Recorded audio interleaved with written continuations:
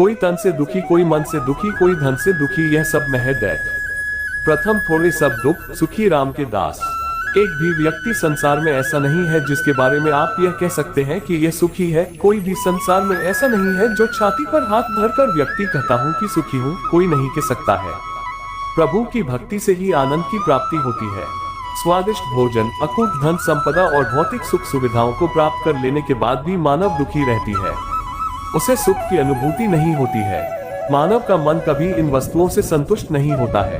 उसे और पाने की इच्छा बढ़ती ही जाती है। मानव को आनंद तब प्राप्त होता है जब वह स्वयं को प्रभु के चरणों में समर्पित कर उनकी भक्ति में लीन हो जाता है। कबीर का दोहा, धनवंता सोई जानिए, जाको राम नाम सुख होए, सुनाते हुए कहा कि प्रभु श्री कृष्ण की भक्ति से ही इंसान सुखी होता है। जहाँ प्रवचन एवं सत्संग होता है वहाँ साक्षात त्रिवेणी यानी संगम होता है। गंगा जी ज्ञान का प्रतीक है। सत्संग से मानव को ज्ञान प्राप्त होता है। यमुना जी श्रद्धा की देवी है। मानव के मन में उत्पन्न श्रद्धा ही उसे सत्संग में ले आती है। देवी सरस्वती त्याग का प्रतीक है। सत्संग में मानव सारे कार्यों का त्याग कर उपस्थित होता है। आयोजक अरविंद कुमार पांडे ने सभी के प्रति आभार जताया। गीता में भगवान कृष्ण ने बताया कि किस तरह इंसान दुखों को खत्म कर रह सकता है। मनुष्य के अंदर दुख, शोक, चिंता, भय या व्याकुलता आने के मुख्य रूप से दो ही कारण होते हैं। पहला, प्रिय या इच्छित वस्तु, परिस्थिति या व्यक्ति का वियोग हो जाना, और दूसरा, अप्रिय या अनिष्ट वस्तु, परिस्थिति का सहयोग या प्राप्ति का हो जाना। इन दोनों परिस्थितियों में कुछ व्यक्ति बहुत अधिक दुखी या व्याकुल हो जाते हैं और मानसिक तनाव के कारण बीमार हो जाते हैं, परंतु कुछ व्यक्ति विपरीत या प्रतिकूल परिस्थिति में कम प्रभावित होते हैं या उससे जल्दी बाहर निकलकर अपने दैनिक क्रियाकलापों में व्यस्त हो जाते हैं। वे जानते हैं कि अनुकूल प्रतिकूल परिस्थितियां तो सभी के जीवन में आती जाती रहती है। हमेशा एक सी ही स्थिति नहीं रहती, क्योंकि प्रकृति में भी लगातार परिवर्तन होता रहता है।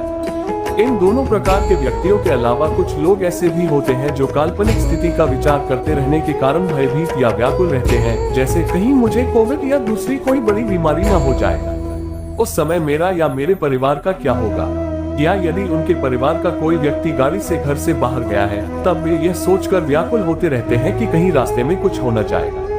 भगवान ने गीता में कहा है कि जिस मनुष्य के व्यवहार या क्रियाकलापों से दूसरे मनुष्य उद्विग्न या व्याकुल नहीं होते, या वह स्वयं भी दूसरे मनुष्यों से उद्विग्न नहीं होता, जो सुख, दुख या ईर्ष्या, भय और उद्विग्नता से रहित है, वह मनुष्य मुझे प्रिय है। इस श्लोक में भगवान ने 3 बार उद्वेग के विषय में कहा है।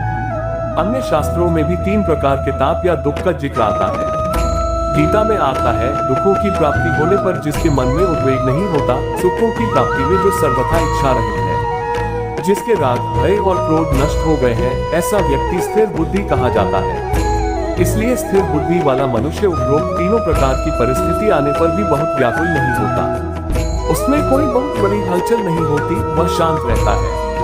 तब वह अपना कार्य और भी विचार पूर्वक सावधानी के साथ करते हुए उस प्रतिकूल परिस्थिति से बहुत शीघ्र ही बाहर निकल जाता है।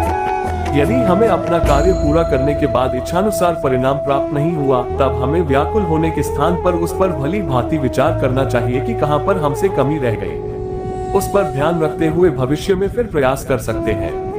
इसी प्रकार हमारे प्रति दूसरों का व्यवहार या उनकी क्रियाओं पर हमारा वश नहीं है, तब हम उनसे अपने मन को क्यों व्याकुल करते हुए अपने स्वास्थ्य पर प्रतिकूल प्रभाव डालते हैं। इसके अतिरिक्त मन में आने वाले काल्पनिक विचारों से भी अपने मन को व्याकुल नहीं करना चाहिए।